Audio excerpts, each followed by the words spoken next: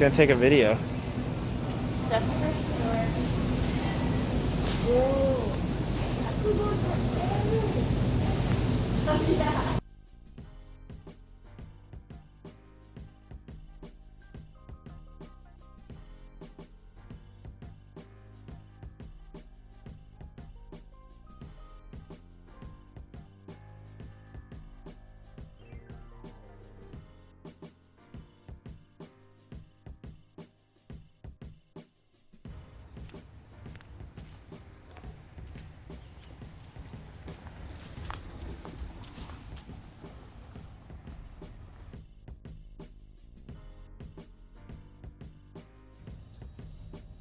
Hey everyone, thanks for checking in again, and this is the second attempt at a vlog.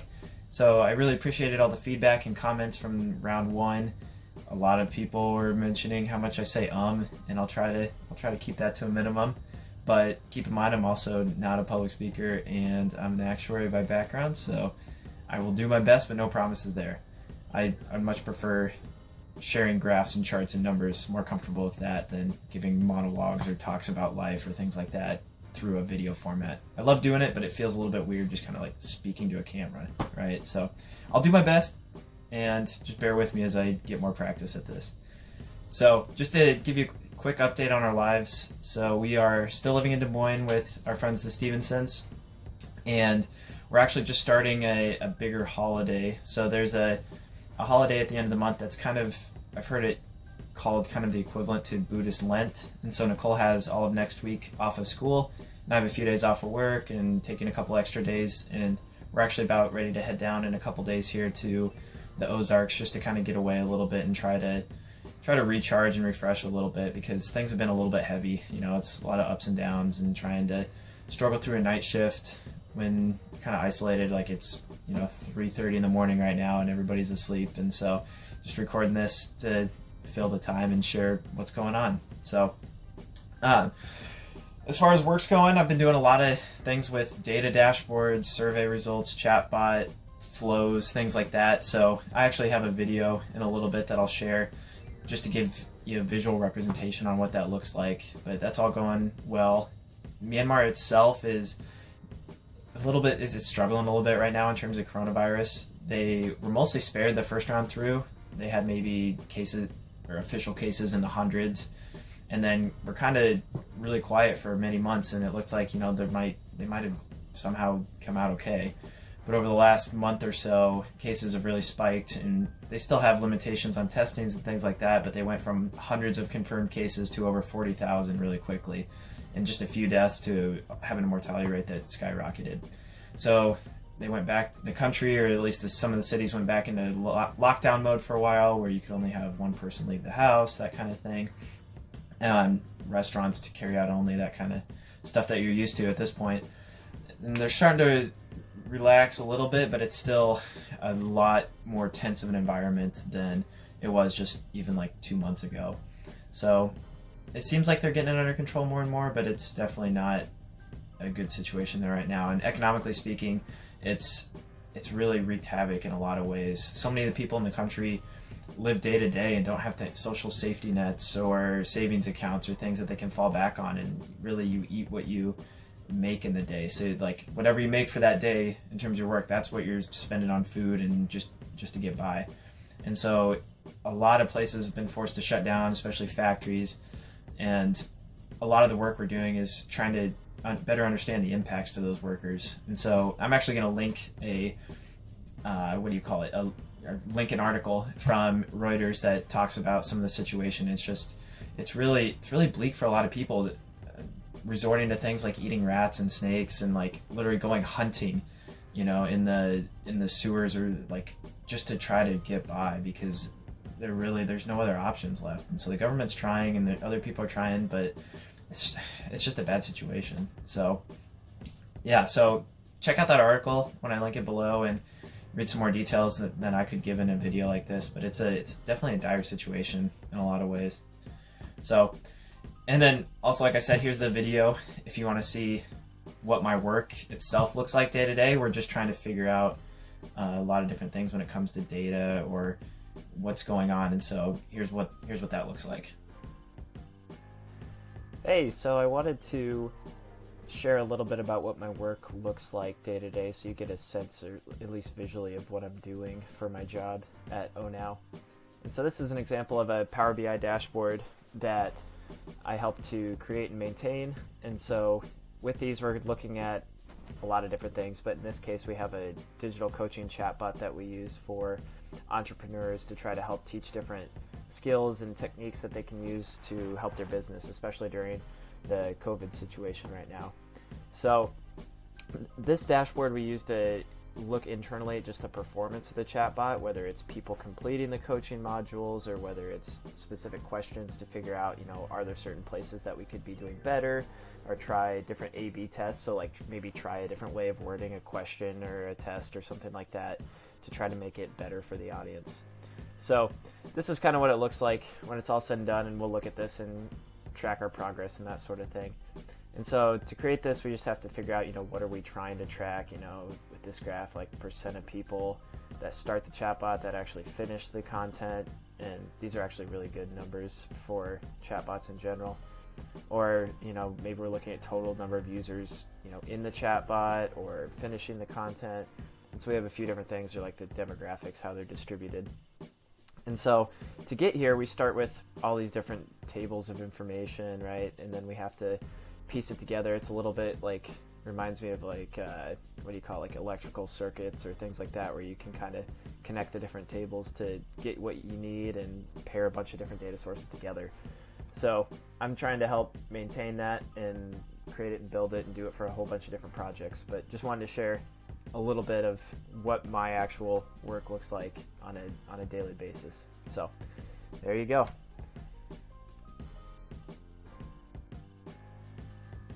Hey, so thanks for checking that out, and I wouldn't blame you if it's not your cup of tea and you fast forwarded through it. But if you are interested in specific things about my work or Nicole's work or whatever else it might be, just leave a comment or let me know, send me a message, and I can try to be more targeted and specific about questions or whatever you might be curious about in the future.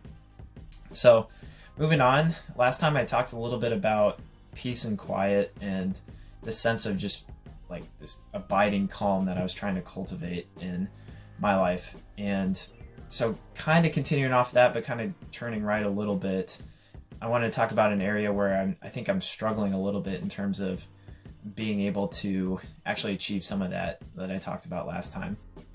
And so I think it's important to bring this up and talk about it. And, I think we as a culture have a tendency, especially I think guys in general have this tendency to want to deal with it ourselves, right? Like just get your house in order. Like, yeah, I can do it myself. And I think though, at least personally, that sharing this in an open setting allows me to have a little bit more accountability, because it feels like, I'm vocalizing this, telling other people, and it's not this like internal thing that I'm struggling with. But it's this idea of finances. So I love finances. I love the topic. I love risk management. I love budgeting, all that stuff. Like there's a reason I became an actuary and wanted to do that stuff. And it's because I like it and I like analysis and everything else. But I also have found myself over the last, couple months or so, thinking about personal finances and like looking at it way more than I ever did before. And, in the past when, I have a really well-paying job and we've got a budget that's so much below the income and there's all this, cushion. So if something goes wrong, it really doesn't matter. We've got so much excess and everything that we're fine, right? Like I didn't ever think about it then. So I wasn't really worried about the situation because it hadn't been an issue before. And so it was really interesting to me in kind of a, like trying to analyze it in an analytical way like I do everything. I look at everything that way, but trying to look at it from an outside perspective, it was interesting that, logically before making this transition, I felt like we had thought through all the pieces, what it meant financially, understood it, felt good about it, felt confident about it. But then when you actually are living it day to day and week to week and over the months and things aren't going as planned from a location standpoint, I guess I should have mentioned before, I don't think we're going to get there anytime soon. It seems unlikely to me that we get to Myanmar before the end of the year at least, but who knows? It's hard to predict that stuff. But anyway, from a finance side though, it's something that it's just taken up more and more of my time or more of my mental thought process. And I think some of that is good, right? So some of the things I'm doing to make it personal is like, figuring out how can I invest some of our savings so that we can not have to worry too much about it, but at the same time make dividend income or things, or like doing things for some of you financial people, like doing things like I'll say safe in quotation marks, safe option trading, so that you can kind of juice the income a little bit more, but at the same time not take too much risk, and trying to think through like how do all those pieces fit together, and thinking about it in a way where it's like I'm equipped to do that and I am capable of doing that and I like doing it, but at the same time trying to prevent myself from getting in a place where that ends up dominating my thoughts or becomes kind of the first thing that I think about when I wake up, or the last thing before I go to bed, or thinking about too much detail where like how can I do this better, like I know enough that I should be able to do it better, that kind of thing. So I just want to talk about that a little bit, because this concept of money and just putting our faith in that is all over the Bible. There's so many different sections and parables and everything that just talks about this. And so like as I was doing a lot of research over the last month or so, as I was wrestling with this topic, there's so many things I could link or share with you if you're interested, but one that I kind of wanted to share or talk about with you is this story in Mark 10, or this situation, I guess, where the section says a rich young ruler comes and meets Jesus, and he's basically just saying, "Good teacher, what must I do to inherit eternal life?" So this is Mark 10, by the way. And Jesus says, "Why do you call me good? No one is good except God alone. You know the commandments: don't murder, commit adultery, steal, bear false witness, so on." And this young ruler said, "Teacher, I've kept all these from my youth." Looking at him, Jesus loved him and said to him, "You lack one thing. Go sell all you have and give to the poor, and you will have treasure in heaven. Then come follow me." But then it goes on to say, "But then he was dismayed by this demand, and he went away grieving, because he had many possessions." So this is just this passage really hits me hard, because it feels like one of those things that I've been struggling with, where it's like I know in my head that following Jesus or doing God's will or glorifying God is the most important thing, and things like money and everything else, like I'm confident, I can tell you confidently today, like if all our money went away tomorrow, I feel confident that we would be okay, we'd figure something out, like we'd have to change gears or whatever, but it's fine, like you'd move on, we'd figure it out. But at the same time, if I really believe that in my heart, the thing I'm struggling with is, okay, so why does it take up my mental space? Why do I even care about it?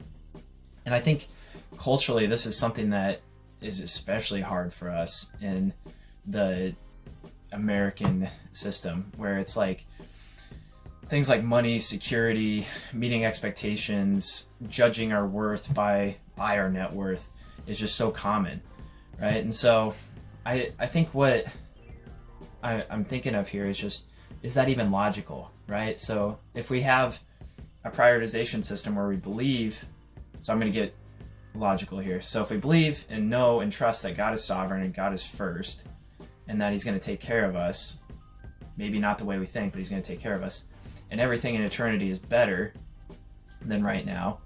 So like, why do we have such a tendency to connect our security to the money, right? So like, or why do we think that as long as our 401k is going up, then we're okay? So it's tough. And like 1 Timothy, it says, if we have clothes and food, we'll be content with that. And so if you go on to read the next part of Mark 10, Jesus goes on to say how hard it is for those who have wealth to enter the kingdom of God. And then if you keep reading on, he goes on to say that we will receive 100-fold return for following his sake in the gospel. He doesn't say we're going to get 100-fold when we die or in eternity or whatever. He says we're going to get it now in this time, which is, from a logical financial mindset that I'm approaching this with, like, that's crazy to me. That why would I not do everything I can to get that 100-fold return? Like it just makes sense, right? From a logical standpoint. And it would be illogical for me to take the smaller financial return over a smaller timeline than a 100-fold return that I get immediately right now, but also get for eternity. Like, the math is very clear in that. Like, I don't have to write that out, I hope. So this is just something that I think is really interesting, and something that I've been struggling with a lot, because it's like, I know that in my head, I believe it, I can feel it, but at the same time, it's like my actions don't necessarily always convey that I truly believe that. And so I wonder if, if anybody else ever struggles with this, or if you have any thoughts or questions or just experience that you could add to it. Because the question I'm coming up with, or the question for everyone, is, do we really trust in Jesus enough to look away from what culture tells us? We live in the richest country in the world, in the history of the world, and culture tells us that, short-term treasures, whether it's, money, stuff, whatever, like that's what's important. But it feels like we often have this tendency to trade, or to get short-term treasure that we can't keep, but we give up an infinitely long-term treasure that we can't lose. And so I guess the question I want to leave you with is, would you rather have a little investment over a short period of time, or a long investment over an infinite period of time? And it seems so simple when you say it that way, but I know it's not easy. So curious if you have any thoughts, would love to hear it. But I'll get back to more of that topic of peace, rest, and quiet and all that. But I just wanted to touch a little bit on this topic today of something that is keeping me from peace, because I think the tendency to look at this is just, it doesn't allow me to get to some of those things that I talked about last time. So again, thanks for listening. I hope it's not too long, and I appreciate you taking the time just to check in and see how things are going. If you have any other questions, let me know, and I'll try to touch on them next time. So thanks, guys. Hey, so this is kind of my PS to the message this week, and I thought about this after I finished talking, so I wanted to tag it on. And it reminds me of those YouTube videos that at the end it says, this video is brought to you by blah, blah, blah. Well, it's kind of like that, but not really. So my friend Travis started this organization that I really love, and it's related to this topic, so I wanted to share that. And it's called Meeting Over Money. And I just wanted to read one of the first sections of his website, where it says, this financial stuff can be confusing. We're continually told money is the secret to happiness. Spoiler alert, it's not. What we're really searching for is a meaningful life. Anyway, he's got this awesome program that he's just putting together that is all about how to be successful financially, but also not to be like governed or driven by the finances, but rather to be driven by something higher, a greater calling, or a meaningful life. And so I'm going to put a link to that as well. It's a really great program, and it relates so much to some of these things that I'm talking about today. And so I hope you check it out. And he's based in Ankeny, and he's doing some really cool stuff. So if you want to learn more about that, check him out. It'd be worth your time.